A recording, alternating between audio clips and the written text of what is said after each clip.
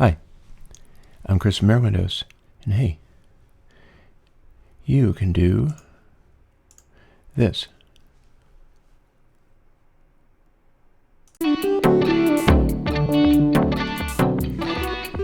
Because my plugin is a variation on Texturize. Here's what Texturize does.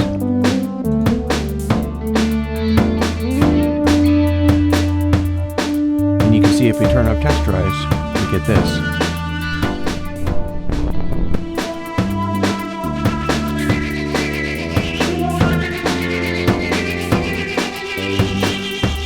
Well,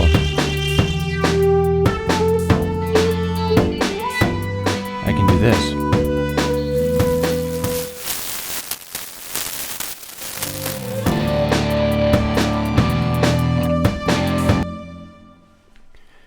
So you may well ask, what's that for?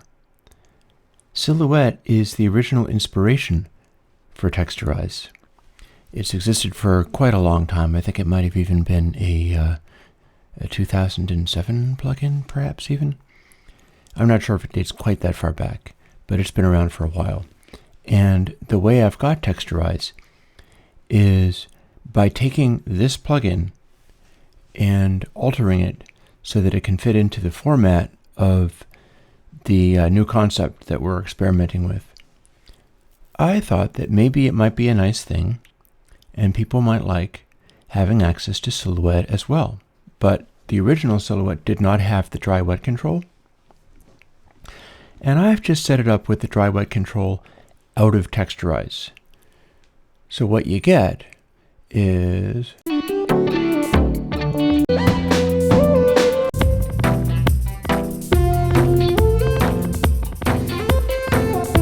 got a sort of empty section here.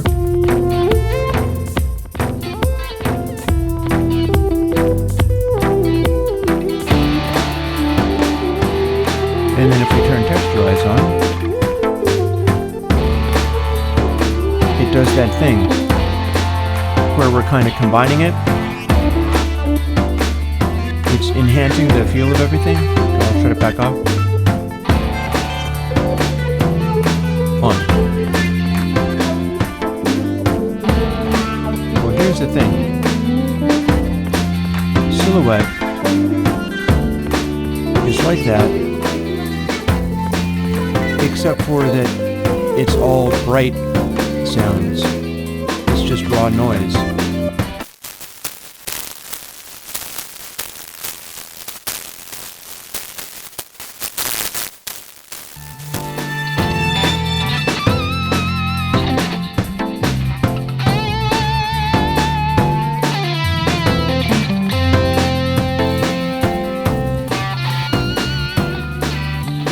So what happens is you can plainly hear the noise at all times.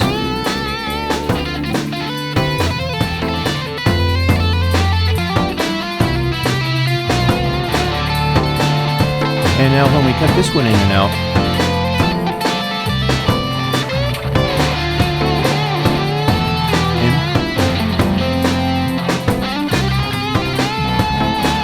that tambourine back there just jumps out. I mean, it's still there, but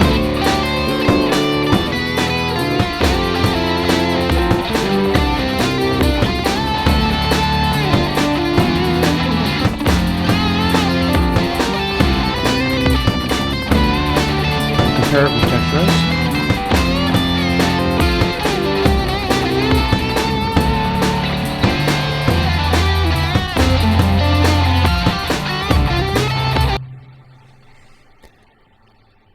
So here's the deal. If you're using Silhouette, Silhouette does not have the code to sort of tone shape the sound of the noise in the way that Texturize does. You can hear it doing a thing on my actual voice, and it's plainly obvious when it does. By contrast, if we do Texturize, it's not going to be nearly as obvious, even though it's still going to be getting applied to my voice into the background music, because texturize is shaping the sound of the noise in such a way that it gets combined with the sound. And silhouette is the original concept, and with that one, it is just matching the dynamics of the noise, the background sound perfectly with the noise. The original purpose was as a mix monitoring tool. Like what I can show you with this, if I turn it on all the way, turn it up all the way, and then put on the underlying music, which granted is cranking away at a really good level.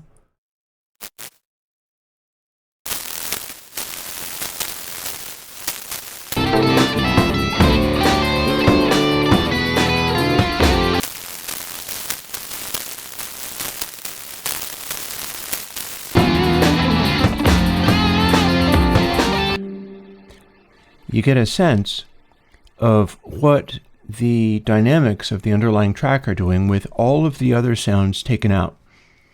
So it's only a fluctuating noise, and it gives you a sense of what the dynamics will be.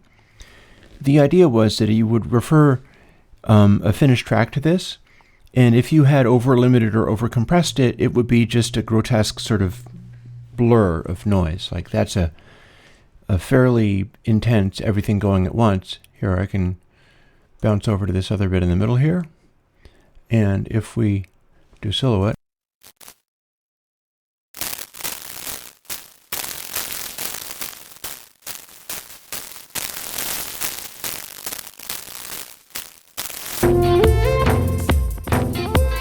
or this end bit.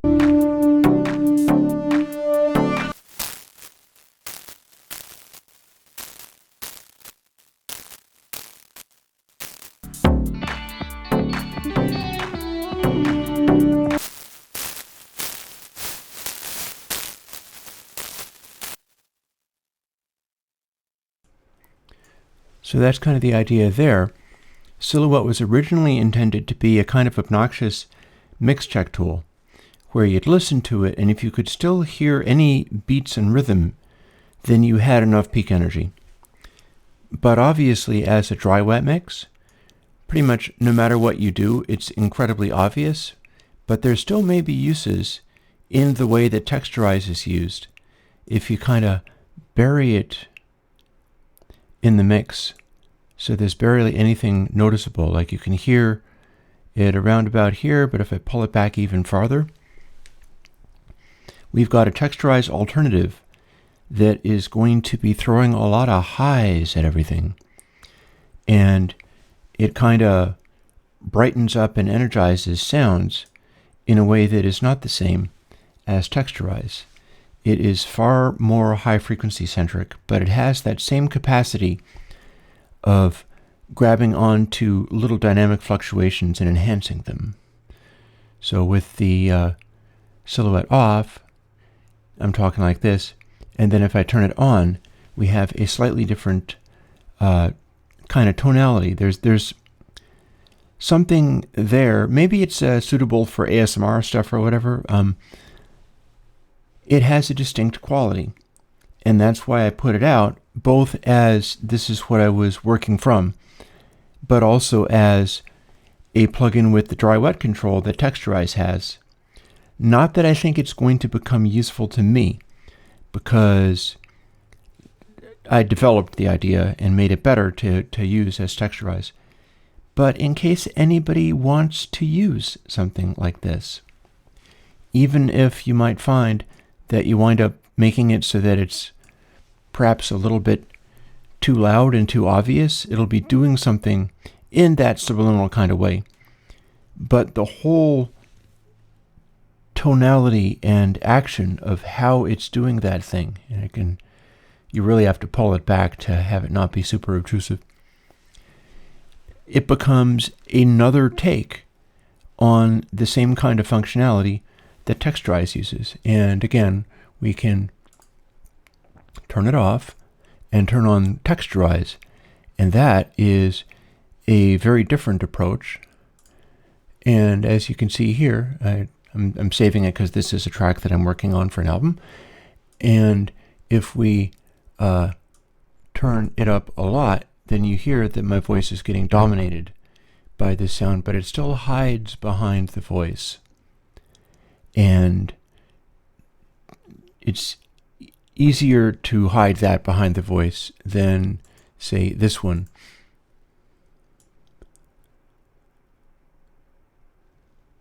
And we'll kind of try to carefully put it back to what I had. And that was Silhouette.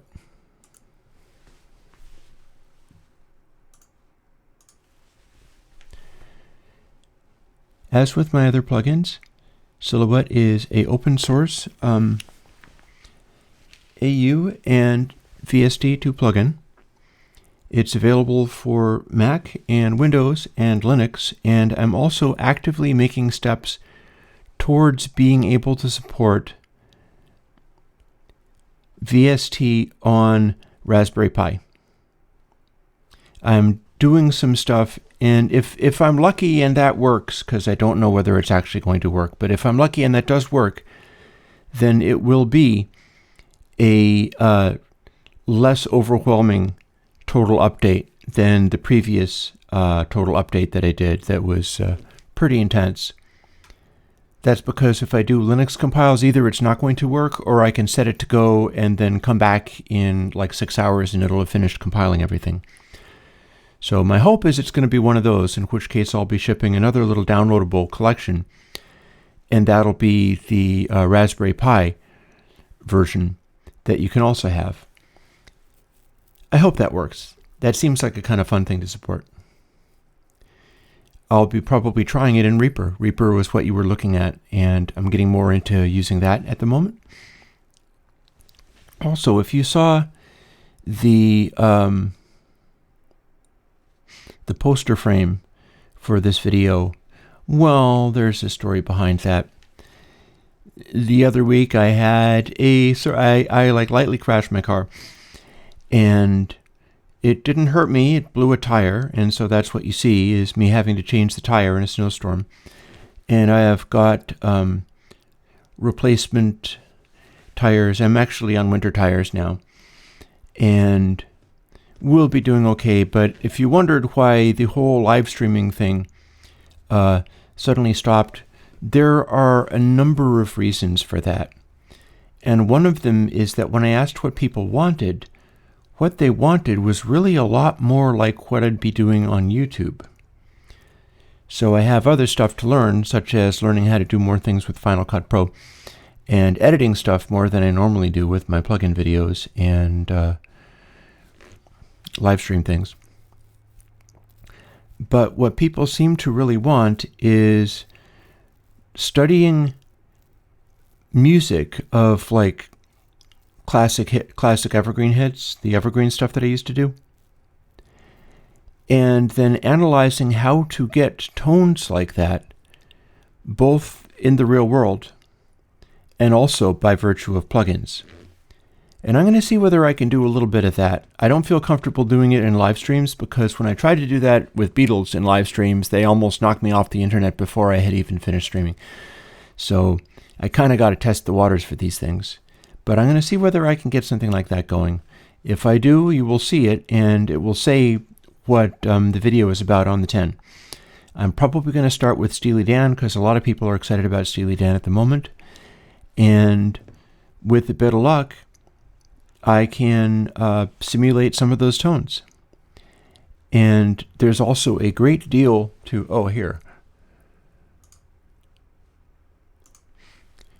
Here is something. As you can see, I have this little meter here, and the meter that you see is something that I would like to use with regard to doing these analysis videos and getting tones. And if I play music on it,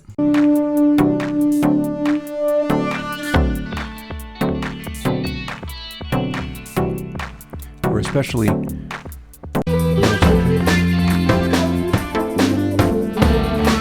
you see the way that the colors and peak energy is distributed? That's kind of the target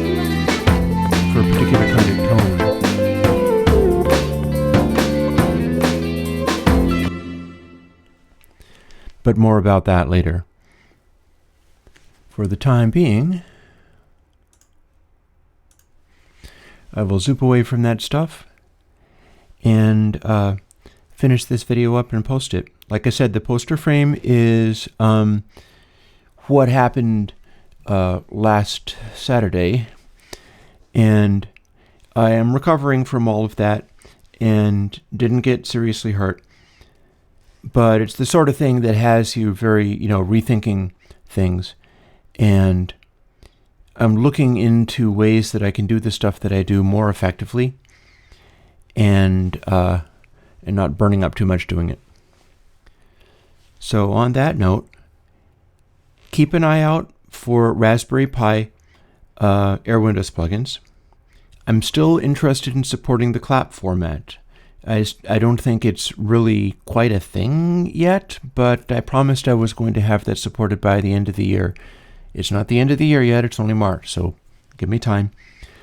And I'm really interested to see what I can do with this getting tones. And more than just that, I showed you that little meter thing for a reason.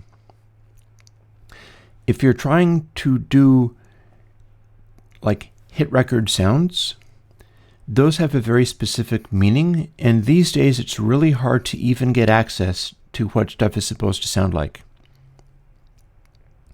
What you'll usually hear is things that have been really butchered in remastering, first for CDs and then for streaming, and who knows what they do to them. And generally, the reality of what is in those recordings is a whole other story. I should be able to show that if I select my choices properly and don't play stuff like Beatles tracks or whatever. That said, I might be able to do some kind of thing where I would in fact dive into the Beatles tracks and analyze those behind some kind of paywall or other. But for now, I'm thinking in terms of YouTube, and I'm thinking in terms of continuing what I do as I do it. And on that note, thanks for listening, and I'll talk to you later. Bye-bye.